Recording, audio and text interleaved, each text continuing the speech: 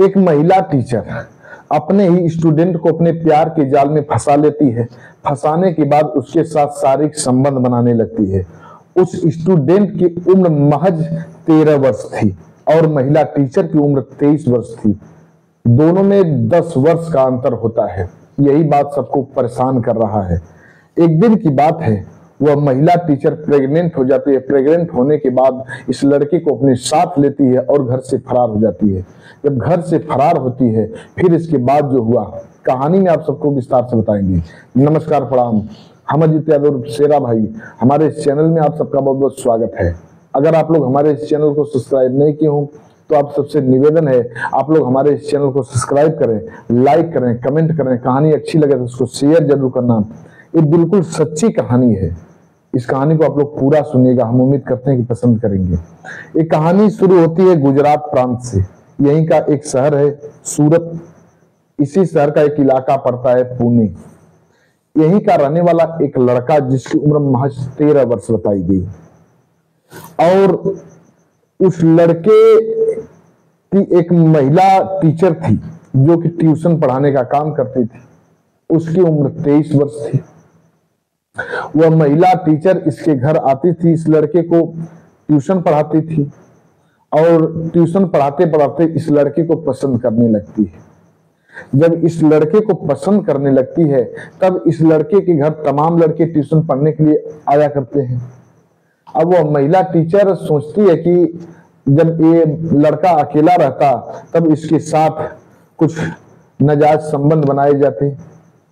अब वो महिला टीचर इसी फिराक में रहती, लेकिन बच्चे काफी थे, उसको दाव नहीं मिल रहा था उस लड़के के साथ शारीरिक संबंध बनाने का।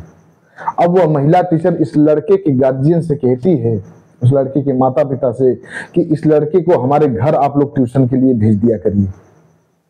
उस लड़के के माता पिता तैयार हो जाते हैं। अब वह लड़का उस महिला टीचर के घर ट्यूशन पढ़ने के लिए जाया करता था। अब वह महिला टीचर इस लड़के पर फिदा हो चुकी थी। यह महिला टीचर अब उस लड़के को अपने प्यार के जाल में फंसाने लगती है। उस लड़के को कुछ ऐसे जगहों से टच कराती है जो यह लड़का बिल्कुल उसकी जो भाव भंगिमा थी बदलने लगती है। अब वह अपने टीचर के साथ धीरे धीरे खुलने लगता है और एक दिन अपने टीचर के साथ फिजिकल रिलेशन बनाने लगता है। अब वह लड़का जब पहली बार फिजिकल रिलेशन बनाता है, फिर खुल जाता है। इसके बाद वह महिला टीचर हर रोज उस लड़के के साथ फिजिकल रिलेशन बनाया करती थी। यह लड़का अब उसका मन उस महिला टीचर की ओर आकर्षित होने लगा। अब वह जब तक महिला टीचर को नहीं देखता था, महिला टीचर इस लड़के को नहीं देखती थी, दोनों को बिना देखे चैन नहीं मिलता था। एक दिन की बात है, यह महिला टीचर प्रेग्नेंट हो जाती है। जब प्रेग्नेंट हो जाती है, उसको पता चला कि वह प्रेग्नेंट हो चुकी है, तब सोचती है कि अगर मैं घर पर रहूंगी तब घर के लोग बुरा भला कहेंगे, गालियां बकेंगे, पता नहीं क्या क्या कहेंगे, और इस लड़के के माता पिता हमारे ऊपर कुछ FIR दर्ज करा सकते हैं। क्यों न इसको अपने साथ लेकर के यहां से निकल दिया जाए। अब महिला टीचर इस लड़के को कई जोड़ी कपड़े खरीदती है, जूता खरीदती है, ट्रॉली बैग खरीदती है, फिर इसके बाद सूटकेस खरीदती है और उस लड़के के सारे कपड़े उस सूटकेस में पैक करती है, अपने कपड़े पैक करती है। फिर इसके बाद घर से निकल देती है। घर से निकलने के बाद सूरत से, अपने पुणे इलाके से सबसे पहले बड़ोदरा दोनों पहुंचते हैं। बड़ोदरा जब जाते हैं, एक होटल बुक करते हैं, होटल में सब रात बिताते हैं। ये घटना 25 अप्रैल 2025 की है। जब पुणे से बड़ोदरा जाते हैं, होटल में रात बिताते हैं, होटल में ही शारीरिक संबंध भी दोनों बनाते हैं। फिर इसके बाद जब सवेरा होता है तो वहां से अहमदाबाद के लिए रवाना होते हैं। अहमदाबाद पूरा दिन बिताते हैं। फिर इसके बाद रात की बस से जयपुर पहुंच जाते हैं। जयपुर से फिर जयपुर एक दिन दोनों बिताते हैं। फिर इसके बाद वहां से दिल्ली के लिए रवाना होते हैं। दिल्ली कुछ घंटे बिताते हैं। कुछ घंटे बिताने के बाद वहां से दोनों वृंदावन जाते हैं। वृंदावन जाने के बाद वहां के राधा स्वामी के दर्शन करते हैं।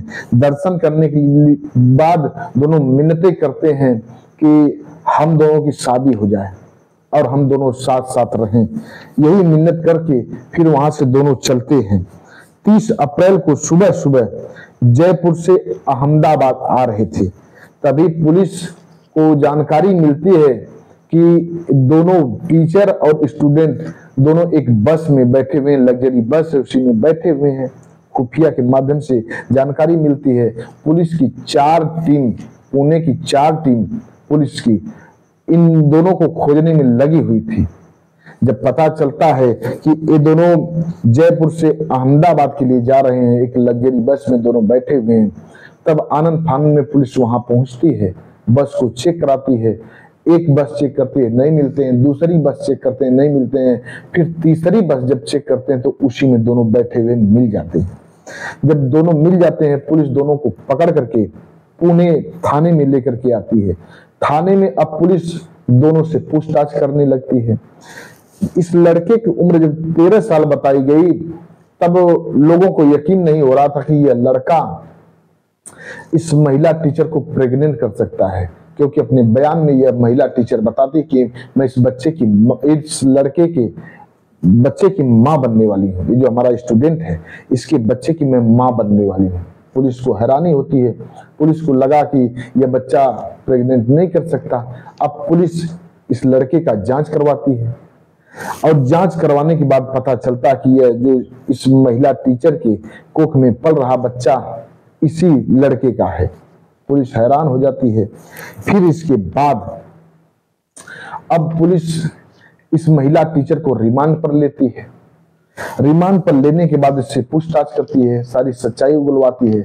तब यह महिला टीचर सारी बात बताने लगती है कि यह लड़का जो है, इसको मैं बहुत पहले से पसंद कर रही थी। जब ये कक्षा 5 में पढ़ रहा था तब से मैं इसको पसंद कर रही थी और अब इसके साथ शारीरिक संबंध बनाने का मौका मिला। मैं ये और मैं दोनों लोग मिल करके हर रोज शारीरिक संबंध बनाते थे और मैं इसके बच्चे की मां बनने वाली हूँ।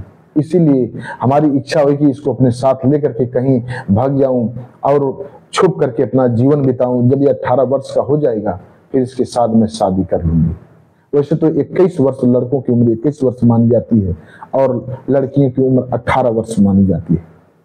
तो महिला टीचर कहती है कि जब ये बालिग हो जाता तो इससे शादी कर लेती। फिर इसके बाद अब जब पुलिस सारी बात सुनती है तो पुलिस इस महिला टीचर के खिलाफ BNS की धारा 137(2) के तहत मामला दर्ज करती है।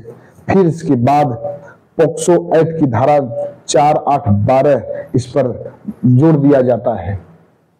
अब वह महिला टीचर पुलिस की गिरफ्त में है। फिर इसके बाद अब देखते हैं आगे क्या होता है। वो महिला टीचर गिरफ्तार है। इस कहानी में इस महिला टीचर का और इस लड़के का नाम इसलिए नहीं लिया गया है क्योंकि ये जो लड़का है यह भी बालिग नहीं है, इसलिए मीडिया भी इसके नाम को छिपा रखी है।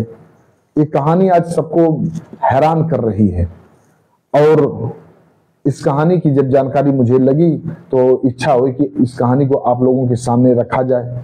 बड़ी ही ये अजीब कहानी है।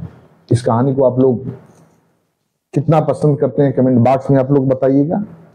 आज की कहानी इतने तक। इस कहानी को सुनाने का उद्देश्य किसी के दिल को दुखाना नहीं है, किसी को तकलीफ देना नहीं है, बस आप सबको जानकारी देना है। हमारे कुछ व्यूअर हैं जो कि अपना नाम लेने के लिए अपील किए हैं। एक हैं ब्रजेंद्र सिंह जो मणिपुर के रहने वाले हैं, राव मोहम्मद यासीन लाहौर पाकिस्तान के रहने वाले हैं और अनुज कुमार त्रिपाठी लखनऊ उत्तर प्रदेश के रहने वाले हैं और एक हैं डॉक्टर राकेश सैनी बिजनौर के रहने वाले हैं और महानंद जी जो कि फरीदाबाद के रहने वाले हैं। एक हमारे रिलेटिव हैं जिनका एक चैनल है क्राइम फ्री स्पेस।